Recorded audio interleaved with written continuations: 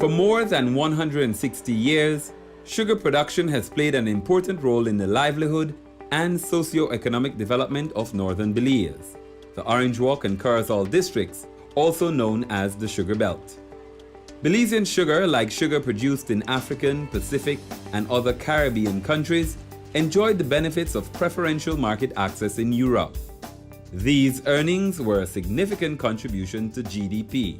However, that access due to EU sugar regime reform was about to change, and in June 2006, the European Union (EU) and the government of Belize (GOB), after discussions, agreed on a multi-annual adaptation strategy, known as the European Union's Belize Accompanying Measures for Sugar, AMS Belize.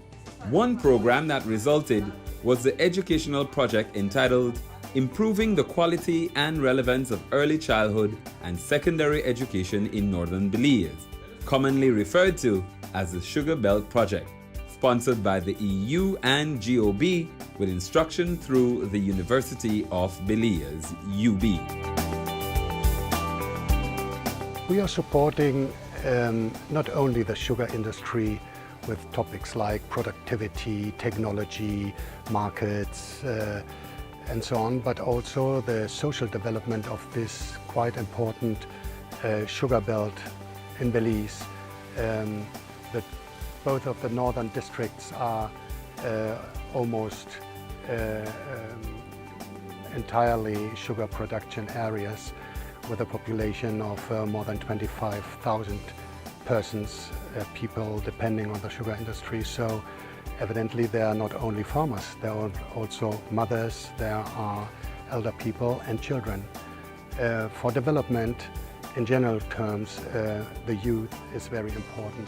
Not only to take over business from their fathers, but probably constructing their own path of life, new education, higher education, and probably diversifying the socio-economic development of the region. So education is a fundamental stone to development, and I'm personally very happy that under this accompanying measures for sugar, an important amount could be dedicated to not only the education in terms of, for example, in this concrete example, teachers' education, but also to the refurbishing of preschools, health and school buildings. It was a win-win situation for the Ministry of Education to get funding from the EU because our teachers benefited from the training. It was not a strain on the government of Belize because teachers did not have to apply for study leave. Teachers went to classes on Saturdays or in the evenings. And I think one of the greatest benefits of this program is that teachers were training while they were on the job, so that gave them the great opportunity to apply immediately what they were learning. The Sugar Belt Project, valued at approximately 2.6 million Belizean dollars, overall objective was to improve the quality and relevance of early childhood and secondary education in northern Belize. This arose from a 2012 project that I had in the north when I had seen that there was a huge gap in the training of secondary school teachers in the north. And I managed to implement a program for the diploma in secondary education through the University of Belize, fully funded through the University of Belize. But it was a small program. We targeted about 25 students and about 24 of them actually completed the program. At that very same time, the government of Belize, through the European Union, were looking at the problems that we had and the large gaps in teacher education at the secondary level and the early childhood level, because much had been done at the primary level. Extremely huge gaps when you look at the secondary having over 65% of the teacher population untrained in pedagogy. Right? In early childhood education, while we accept the associates in primary education as minimum standards for early childhood, it's not necessarily early childhood. And when we did the research, we found out that there were only 10 teachers actually trained in early childhood. So I realized that there was a huge gap that needed to be addressed. Dr. Nestor Chan, Dean of the Faculty of Education and Arts, FEA at UB, said fortunately the program was immediately embraced by the previous dean, Dr. Priscilla Lopez, and the faculty responded. The target groups were uncertified early childhood and secondary teachers in northern Belize, licensed teachers who required continuing professional development, and teachers and parents of children at the early childhood level in remote communities in northern Belize. Knowing that we were going to compete with people out there who had far more experience than us. In regards to the biggest triumph, just knowing that we have impacted so many teachers, so many early childhood teachers, so many parents who have been active parts of this program, because it was not only the training of teachers, it was also the sensitization of the population, of the parents. Parents coming on board and recognizing that ECE was important. And I think having the degree of success that everything that we said we were going to do, for the most part, was done. Under the project, 20 teachers received certificates, 28 received associate degrees, while 116 in-service teachers participated in continuous professional development in early childhood education. Meanwhile, at the secondary level, 20 teachers got their diploma in secondary education, 111 received bachelor degrees in secondary education, and 100 parents were sensitized about the benefits of early childhood education. In total, approximately 395 persons had the opportunity to upgrade their skills and receive certification in teacher education, including at the early childhood level under the Sugar Belt Project during the period June 2015 to February 2018. The question of quality always comes out, right? But what we did was creating a model that emphasizes the integration of the theory and the practice. The University of Belize, steadfast in its commitment to national development through academic excellence, utilized research-driven innovative instructional practices, including the use of experiential approaches to learning, microprojects and internship, problem-based methods, inquiry-based learning, constructivist-based practices, and instructional coaching methodologies to support internship and practicum. It also utilized information technology, including the Moodle online platform, to support face-to-face instruction and a community-based participatory approach for parental sensitization programs. When we were creating this project, we were not thinking about online teaching because we did not have the capacity for online teaching. But we had done extensive work on using Moodle, which is the teaching platform that university has, to support the programs that we have here.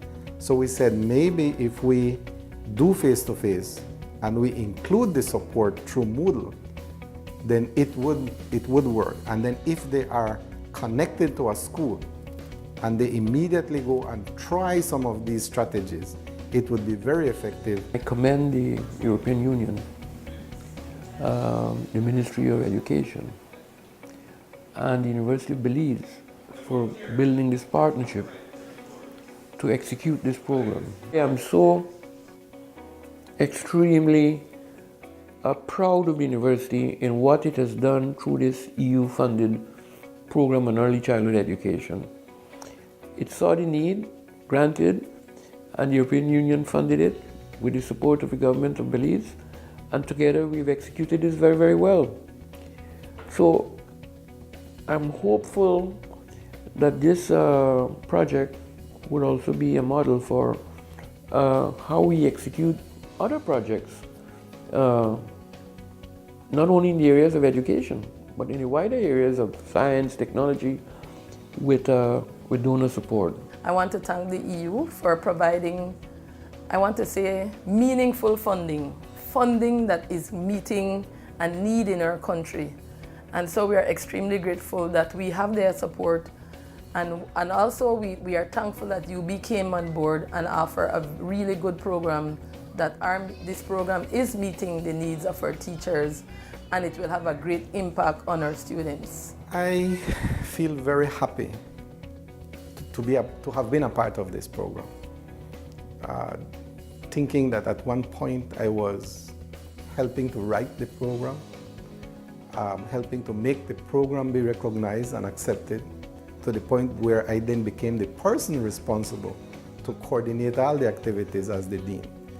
I think it has made me feel very fulfilled, like a very happy, fulfilled individual. Seeing how many people we have helped and knowing that this project has helped FEA to establish programs that can continue, that are now a part of our regular programs, such as the early childhood program that we have expanded to the Toledo district and the Belize district. We already have a group in both districts, and we're hoping to expand to the other districts. I hope very much that our programs motivate public entities, ministries, but for example universities, to keep on with these initial programs, which can only represent a support limited in time and in resources. It is finally the country's responsibility and a task of the society to improve and to manage their development. I hope very much that we have contributed to that, especially here after so many years in the Sugar Belt. Finally, we have been present here for over a decade with almost 72 million euros, and I would be very satisfied if many of these actions could have achieved sustainability in time, and that the EU will remain in the memory of the people over the next years. The University of Belize took a conscious decision. This was too important for the country to stop it. And we have now taken on the responsibility to deliver it. And of course, the learnings that we had under the Sugar Belt program is what has given us the confidence to deliver it to the wider population of Belize. It has been a long struggle for me to get to this level of my education. Without this opportunity, I guess I would have never ever have a bachelor's degree in education. I am very thankful, and I know that this has opened many doors for me, and I will continue looking forward for that master's degree. I am grateful to this program because it has helped me greatly to develop as an individual and as a teacher, and this will serve for many years to come as a form of income for me and my family, and it will help me give back to my community and my country doing something that I love.